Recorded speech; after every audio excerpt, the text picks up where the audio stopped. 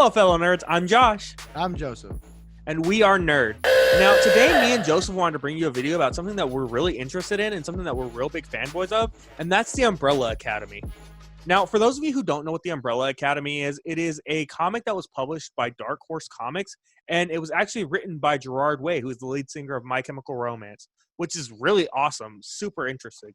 Now, to give you just a sort of a background of the initial start of the Umbrella Academy, there were 43 children born on the same day, and all of these children had powers and extraordinary abilities. So Reginald Hargreaves, who is the founder of the Umbrella Academy, tried to recruit as many of these kids as he could and tried to adopt them. How much do you want for it? Well, in this venture, he was only able to adopt 7 of them, but these 7 kids would end up being the Umbrella Academy. Now, Joseph, do you want to go ahead and tell them about these kids? Yes, that's the only thing I could talk about. So yes, Hargreaves did get 7 of the 43 kids, Right. and he didn't name any of the kids. The mother actually named him, or maybe they named each other. Mm-hmm. But number 1 was Luther, aka Space Boy. He had super strength. 2 was Diego, the Kraken. He was able to curve things. His specialty was knives. He was able to throw and curve the knives wherever he wanted. 3 was Alison, the rumor, and she was able to rumor and manipulate people to do anything that she wanted her to do by saying it. Hey, I heard a rumor. You punched yourself in the face. Number 4 was Klaus, the Seance, yeah. He was able to commune with the dead. What the hell is that? it's hello and goodbye. Why does the goodbye look different? I ran out of black, so I had to use Oh silver. my god. And it's backwards. What? In number 5, he can be able to teleport through space and time. Number 6 is Ben. He is the horror, and he is able to take tentacles out from his chest. He died in a mission whenever the kids were a lot younger, so he's really with Klaus as a spirit. And 7 is Vanya, the white violin. And from what I might understand, I feel she can absorb and redistribute sound waves. Is that Right. kind of what her thing might be? Yeah. Dude, I should have got my guitar for this one. No. So that's all Oh. 7 kids. So we're going to do something different in this video. We're going to put a question, like some sort of trivia. And at the end, we're going to give the answers to help y'all think or something, you know? while we Right. watch the- Can I do today's question? Can I do today's question? Fine. All right. So today's question is, what is Reginald Hargreaves' code name? Do you know the answer to this? I do. Ooh, so do I. Because I actually read the first 2.5 comics. So we'll have the answer at the end of the video. If you got it right, we'll give you a high five, a virtual high five. And if not, be smarter. So in season 1, the Umbrella Academy is broken up and they're brought back together with Hargreaves' death. Now, during this time, number 5 had been gone because he was teleported, and he comes back from an apocalyptic world where the world has ended. He's come back to try and stop that apocalypse because it's going to happen really soon. But during this time, a lot of things happen, such as the commission getting involved, Hazel and Chacha being the top agents in the commission come for number 5, as well as Vanya starts developing her powers. And situations occur where we find out that Vanya is the one that causes the end of the world by blasting the moon and destroying it, making the apocalypse happen. This leads us into season 2, but that was a very, very brief recap of season 1. So to recap season 2, and I'm going to keep this extremely brief. Watch the show. Watch the show. So good. Spoilers. But If I haven't said it already, spoilers. Will you keep interrupting me? Yes, I will. Jesus Christ. Okay. To recap season 2, the apocalypse happened and number 5 had teleported all of the Umbrella Academy members back in time. So they were all teleported prior to the 1963 assassination of JFK in Dallas. In this, we see them all show up at different time periods.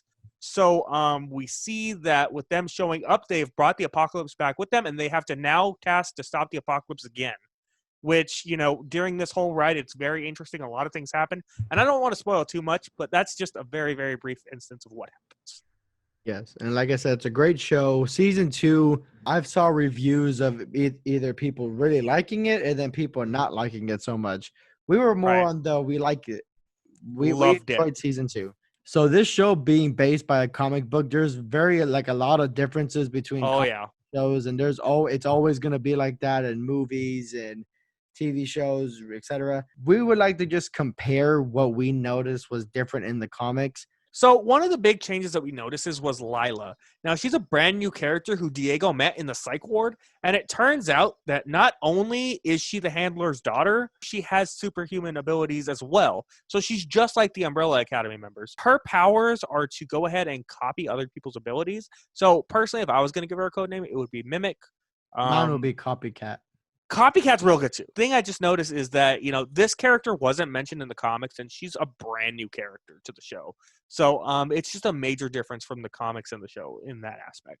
I didn't know that because I haven't finished reading the comics, but I also like how they acknowledge that they have the other 43 minus 7 kids out there doing something, so I think it's interesting that they did that. So for me, something that I noticed, and I'm pretty sure people that have read the comics already know, for those that don't, in the show, Alison shoots the gun next to her ear to incapacitate her. Is that the word? Incapacitate. Yeah, that one. And in the comics, Allison just straight up shoots her in the back of the head, which she survives because nobody can die from a headshot wound. Vanya, Klaus, the handler, and it's just she was recovering through most of the story, and Right. and she did have amnesia. I guess that's a little bit of a nod, and Allison being more forgiving than in the comics torturing her for what she has done. Right. I did like that part in Allison's arc where she didn't go that torture? route with the comic. Yeah. No, I'm saying that I like that they didn't go with that. Oh, okay, good. Yeah, me too. It gives Allison more of a humanity side. You know what I mean? Yeah, of course. One change that I did notice from the comics to the Netflix adaptation is that Klaus now has a love life. But I really like how they gave him someone to love in the Netflix show, being Dave, and just showing how that whole progressed through his second season arc where he's trying to save him and whatnot. So I really did like that. I really did like the Vietnam story between the Klaus and Dave. Mm-hmm. Yeah, so I thought it was really nice. It was really touching. It was. To piggyback on Klaus, in the comics, he died. I want to say he died. And in the Right. show, he was having some sort of vision. Right. When he took acid in the club. Well, it was a pill. In my mind, all drugs are acid if they're in a pill. Okay. Well, regardless. Don't do drugs. Don't do drugs. So pretty much Klaus has a vision in the show where she meets a little girl and talks about how he's pale and do they not have sun over there. And I'm pretty sure he was talking to a higher superior type. Right. A higher power. There you go. But in the comics, the higher power in the vision or in the heavens or whatever is a cowboy. But they do say similar things. So that's just something that I noticed, that it was a girl in the show and it was a cowboy in the comic. So, Anyway, another difference I noticed from the comic and the show is that Hazel and Cha-Cha's arc is completely different. Because in the show, obviously they showed up in season 1, whereas in the comics, they actually don't show up till the Dallas arc, until they go back to Dallas. Now, another thing is, with the show, you see Hazel end up going with Agnes and living a life together, and he shows up at season 2 at the beginning, whereas Cha-Cha just dies. Well, in the comics, once Klaus is abducted by them and he takes off his shoes, he controls Hazel, shoots Cha-Cha in the head, and then kills himself while in Hazel's body. You know what I mean? Yeah. So there's a huge difference between the comics and the show based on Hazel and Cha-Cha. So I just wanted to point that out because I thought that was really weird. But they did it well, though. I completely agree. They were used very little, and they were used for a good amount in season 1. And Hazel was probably my favorite out of those two. Yeah. So another one in the show, they try to stop the assassination of JFK, and it doesn't really go well. But in the comics, I'm pretty sure the commission had held Luther and Five hostage. Right. And without Fives knowing, I think Addison was working with the commission to save them. And I think she was Miss Kennedy. Yeah.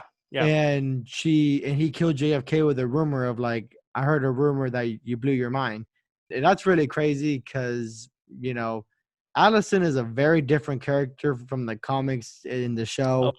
But at the same time, I mean, I can see why she was doing it, but killing JFK is a no on my book. So It's a no, man. You don't Yeah. do that. Now, the last big difference that I'm going to discuss is Ben and Sparrow. Now, the reason I'm going to discuss this is because, one, even in the comics now, Ben has not come back to life. So at the end of Umbrella Academy Season 2, spoiler alert, sorry. Well, for I think me, we've... I haven't finished reading the comic, but Oh, God. Well, so the fact that they brought Ben back and there's this whole new academy in Sparrow, which has no mention in the comic as well, it's just kind of weird. Like, I don't know what direction they're going to go with to kind of keep it on track with the comic or if they're going to go their own way. But that's a really big difference that I noticed while watching Season 2. So, well, I was kind of looking forward into getting some knowledge about Sparrow in the third chapter, but I guess not. So third book, man. the Third book. yeah, the third book. My bad. Well, that sucks, but I'm very excited to see what happens. So season 3, I can't wait. Oh, so excited. I'm so ready for Season 3 already. So the last one that I've noticed that it's not really a difference, but I noticed that it's in the comic and it's not really shown in the movie. So the commission was holding Five's mother hostage, and Alison killed JFK to save Five's mother, and they're wondering why did you do that? And she said, because Luther, that is your mother too. Y'all share the same mother. So if this is correct, Five and Luther are twins, which is really weird to see. Luther, you all right? Oh, I think I swallowed my tongue. Luther, if you swallowed your tongue, you wouldn't be talking, you big moron. Right? They're You really so think that. different. Very, Like one's like tiny and then one's like this big mammoth. It's kind of weird. Yeah, but yeah. So I don't know if that's the same in the show. I don't know if we're gonna learn that in later things. But then again, like Hargreaves had a UFO in the show, and the Eiffel Tower was a spaceship. So you know, we don't know exactly how much they're gonna put from the comics into the show. But overall, I'm liking what they did. Speaking of likes, let's go ahead and talk about the stuff that we did like about the show, or season 2 specifically. So going over what we liked most, one of the things I really liked is Layla. Now, I know I had mentioned her earlier as one of the differences, but Layla was just so instrumental to making this season really good for me because not only did she come in with this brand new aspect of, being part of the commission and being the handler's daughter, she also brought in the dynamic of having all those powers, of having that love interest with Diego, and having to choose between saving Diego and number 5, and then her making that choice. It just adds a lot of dynamic and a lot of character to the show overall, and I just thought she was one of those really good driving points for the show in general. That barnyard scene was really crazy, though. Dude, I know. Like, when she copied Vanya's powers, I was like, whoa. Well, not only that, but like in the ending where everyone got shot and shit. Oh, yeah. I felt kind of bad for Layla there at the end, actually, because, like, either way or she's going to get hurt, but at least if she finds out that the handler did do what they're saying, like, she gets that closure, right? But since the handler died before she could say anything, there's no absolute evidence because she never admitted it, so that was kind of sad, and I felt kind of bad for Layla there. Should be okay. She ain't no bitch. One of my likes was Diego as a character. We're Team Zero. We're all Team Zero. Diego, you don't have the conch. Classic. He's always been my favorite in the beginning. I can relate to him, I guess, a little bit, especially with the stuttering. And stuttering and Diego really developed more, and you can actually see him like trying super hard to be the good guy because someone has to. In the comics, he doesn't really get a lot to do. In this one, like he's trying to be the hero. He's trying to stop the JFK assassination. Although it's kind of a lose-lose because you have to have him killed to have the timeline intact. At the same time, you're letting him die. Diego was trying super hard to, save JFK, although it is a great cause. It would have really helped the timeline, and it's just... Poor Diego. Poor Diego, but yeah, just Diego overall, and I can see a Right. lot of relations. So Well, another thing that I really liked with the Umbrella Academy season 2 was Klaus and his whole journey with his love life. And I had mentioned his love life again a little bit earlier. Klaus going on this personal mission to try and stop Dave from enlisting in the army. And then because of that, he ended up making Dave enlist earlier. And that kind of changes a bunch because we don't know how that's going to affect Dave. We don't know if it's going to be the same situation. We don't even know if he's going to meet Dave again in Vietnam if that whole timeline rewrites.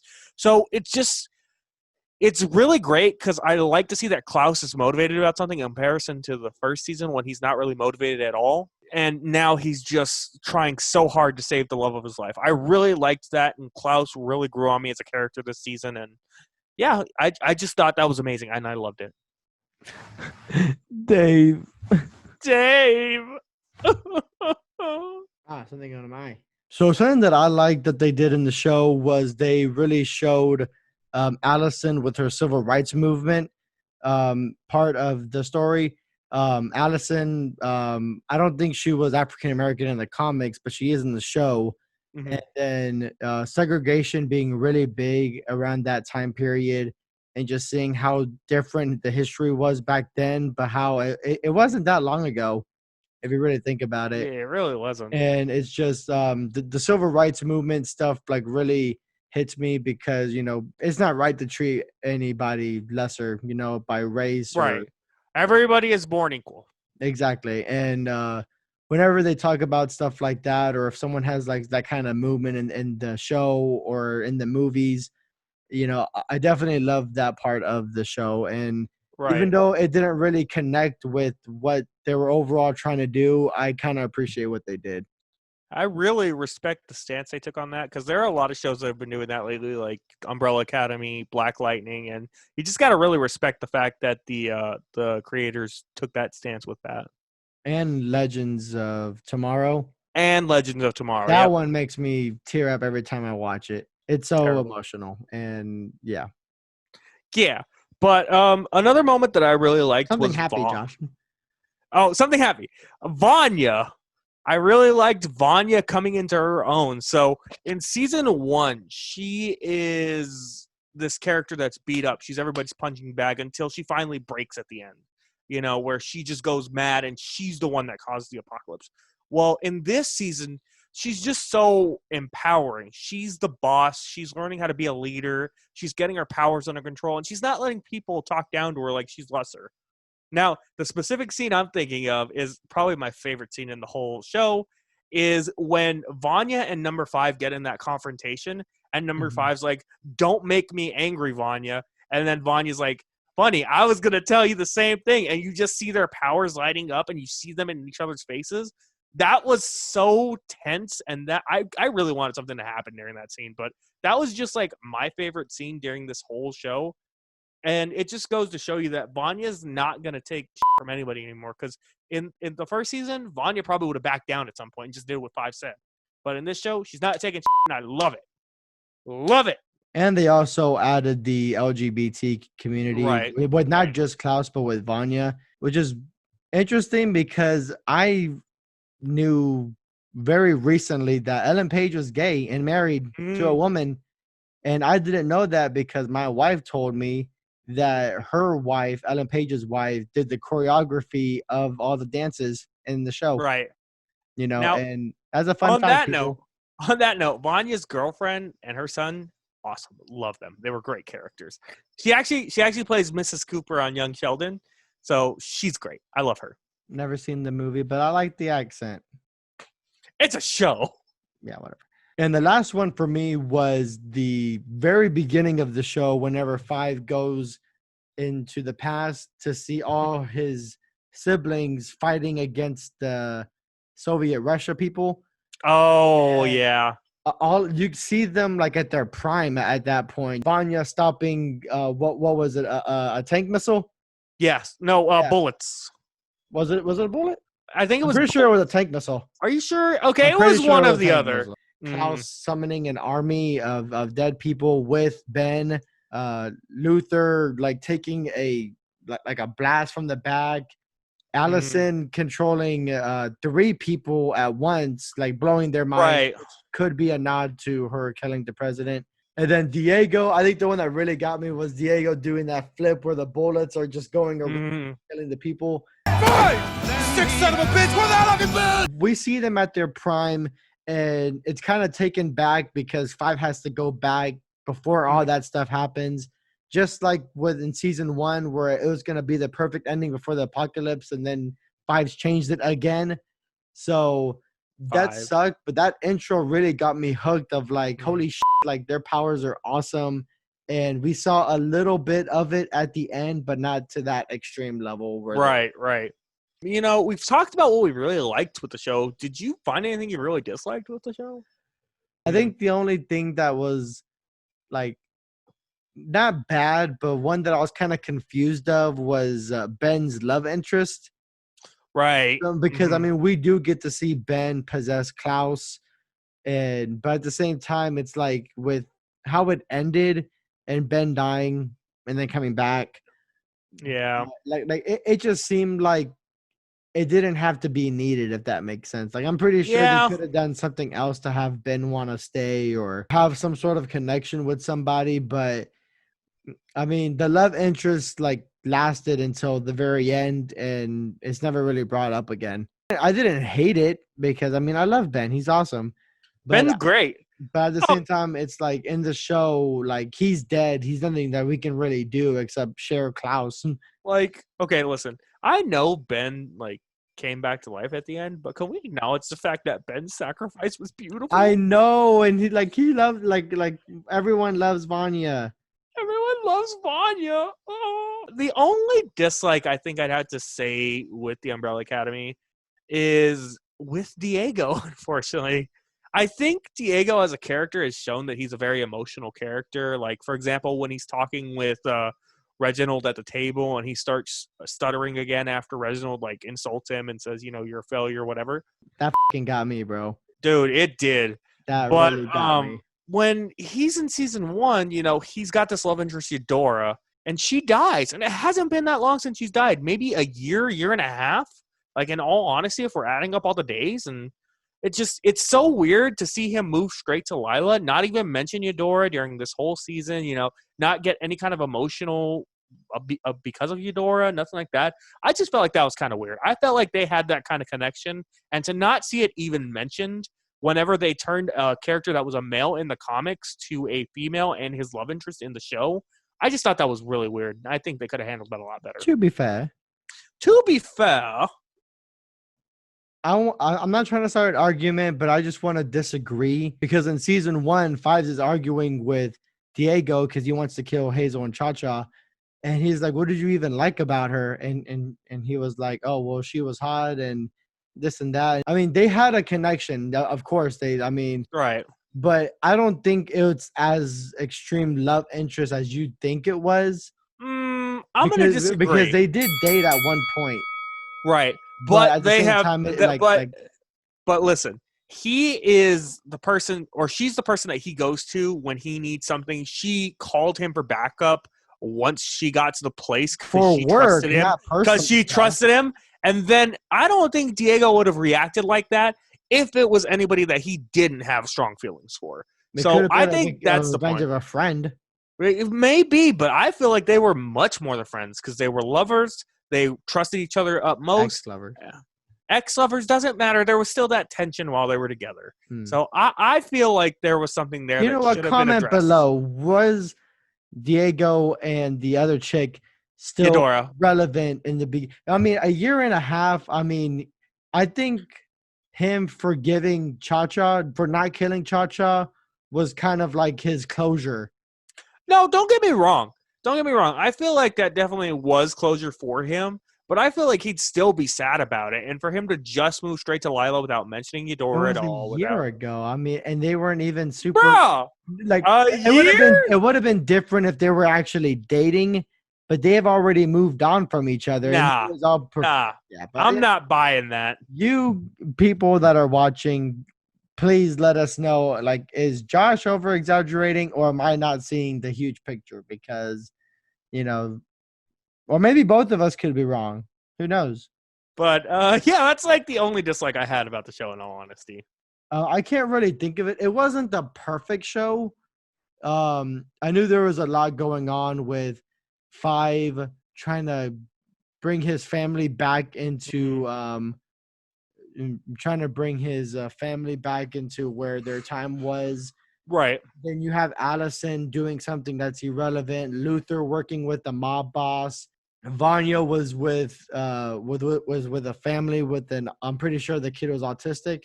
Right. Mrs. Cooper and Sheldon Cooper. Yeah, sure. And but I mean, there was just a lot of stuff going on. But I mean, that's bound to happen when you have like 6 or 7 main characters. So Right. I mean, I'm not hating it. Overall, the show was great. Amazing. Loved it. But I think one mutual thing that we both like or love about the show is that it's good. It's got us hooked for phase 3, season 3. It's going to be great. Great. So to be honest, whenever the show started, I didn't think too much of it. Like I thought it was just going to be like a regular superhero dark kind of show. But it turns out to be a really good show, and it's amazing.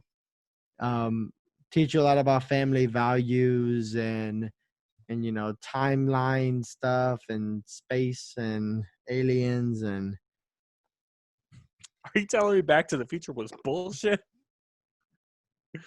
I love Endgame. Season 2, I felt like it held up its bargain. And season 3 is going to be high expectations because they have a lot of questions to answer. How much things changed. Mm-hmm. I think this was our first review of a movie or a show. I think a show. Right. Show. And then whenever new movies start coming out, we would love to start reviewing that. Black Widow. Oh my gosh, please release it in theaters. Maybe the Disney shows, but they got pushed back, so. Yeah, I know. Winter Soldier and Falcon. Off topic. No. Falcon and Winter Soldier. WandaVision. Hawkeye. Loki. Come on, Disney. What else was fun, Josh? This was fun. What? Reel it in. What else was fun, Josh? Was there anything on your mind that's Umbrella Academy that you would like to, like something that you haven't said or that you're thinking about just now? No, I'm just excited for the second wave of the pops because I have them all back there and I'm excited to add in my collection. Do you have any predictions of who they can make a pop of? A bloody number 5 with an axe. I saw that as a custom. I saw that as a custom too. I want it as a legit pop. I'm pretty sure they're gonna have Mr. Carmichael. Probably. The fish head guy. Yeah. I really like the guy that Diego was talking to, the one that was like working with him at the commission. I forgot his name. His name or picture is over here. That guy was funny. And I forgot his name too. The one that gets killed by the Swedes. Yep. Oh, we didn't even talk about the Swedish people. It's fine. They're secondary characters. Anyway, well, this Swedish people fun. were crazy as shit, by the way. So that was our review of Umbrella Academy Season 2. As you can see, there's a lot to talk about in the span of whatever time this video is. We don't try to make them long anymore, but we try to put as much as we can. If there was something that we didn't get to mention, put it in the comments. I'm pretty sure that we can, talk about it on another video because we will be talking more about Umbrella Academy stuff. I am positive. Yes. So we are going to do more Umbrella Academy. So whatever we didn't mention, we'll probably mention in the other videos. Mm-hmm. By the way, the answer to the question from the beginning was the monocle. The monocle. Because he has the monocle thing on his face. By the way, how do those things stick on your face? Bro, you got to squint all times. Really? You got to just squint So what's the point of having the glass if you're supposed to see through it? Bro, it's to be class A. So thank you for watching this. Feel free to the wind in my eye. So thank you for watching with us today. Feel free to follow us on Facebook, Twitter, and Instagram at We Are Nerd Co. If you like this video, just feel free to leave it a like. Share it if you want. If you want other people to see what we did, and leave us a comment if you disagreed with anything we said or think we should have said something else. But I've been Josh. Ow. I'm hurting. Until next time.